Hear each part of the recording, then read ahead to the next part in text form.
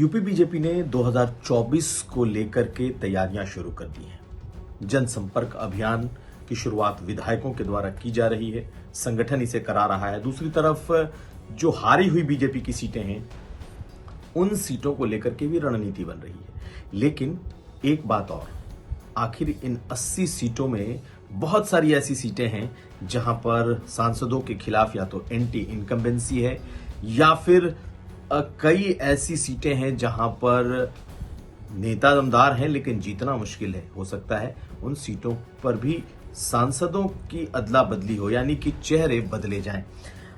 इसके अलावा एक अहम बात ये कि इस बार योगी सरकार से एक बार फिर कई मंत्री 2024 के लिए सांसद की रेस में हैं, यानी कि कई मंत्रियों को 2024 के चुनाव को लड़ाया जा सकता है। कई नाम हैं, जितिन प्रसाद एक नाम है, राकेश सचान है जो कि मंत्री हैं, दिनेश प्रताप सिंह हैं। ऐसे तमाम लोग हैं जो जिनके बारे में कहा जा रहा है कि ये लोग चुनाव लड़ सकते हैं, इन्हें संगठन चुनाव लड़वा सकता है। दूसरी तरफ देखा जाए तो कई ऐसे पुराने पूर्व मंत्री हैं, वो भी रेस में हैं। श्रीकांत शर्मा, सिद्धार्थनाथ सिंह, ऐसे लोग भी उत्तर प्रदेश की सियासत के बजाय दिल्ली की सियासत करना चाहते हैं और वो भी चाहते हैं कि 2024 में उन्हें सांसद का टिकट मिले। बीजेपी के लिए एक आजमाई हुई एक रणनीति है जिसमें वो या तो एंटी इनकम्बेंसी होने पर टिकट काटती है या फिर कईयों के टिकट बदल देती है, यानी कि स्थान परिवर्तन कर देती है।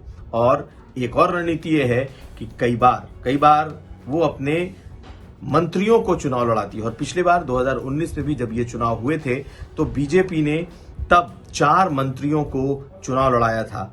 रीता बहुगुणा जोशी को चुनाव लड़ाया गया था, एसपी सिंह बघेल को चुनाव लड़ाया गया था।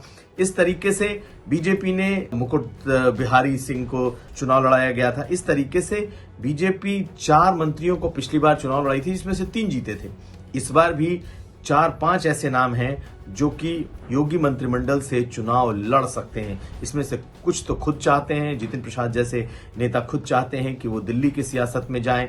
कुछ को बीजेपी के पास कुछ को लड़ाने की मजबूरी बन सकती है। अगर देखा जाए तो सोनिया गांधी के खिलाफ रायबरेली में कोई दमदार उम्मीदवार नहीं है। उसे लगता है बीजेपी को कि जो कांग्रेस पार्टी से पहले आए हुए नेता हैं, मंत्री हैं, उन्हें ही चुनाव लड़ाया जाए। तो कुल मिलाकर इस वक्त जो बीजेपी की रणनीति है वो ये साफ साफ दिख रही है कि कई मोर्चों पर उनकी रणनीति तैयार हो रही है।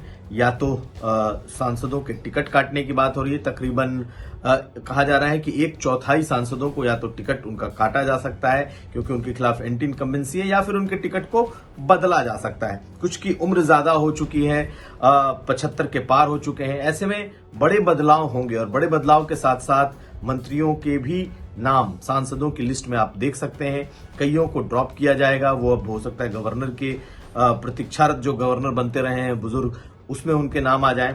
और कई लोग ऐसे हैं जो दूसरी पार्टियों से भी यहां टिकट चाहते हैं बीजेपी में। तो कुल मिलाकर इस वक्त बीजेपी की जो संगठन की रणनीति है वो कई मोर्चों पर काम कर रही है और उसमें एक मोर्चा ये भी है कि मंत्रियों, पूर्व मंत्रियों को टिकट दिया जाए। और चूंकि इतिहास बीजेपी का रहा है, उसने प्रयोग किए हैं, ऐसा लगता है कि कई मंत्रियों को बीजेपी इस बार संसद का चुनाव 2024 का चुनाव लड़ाने जा रही है।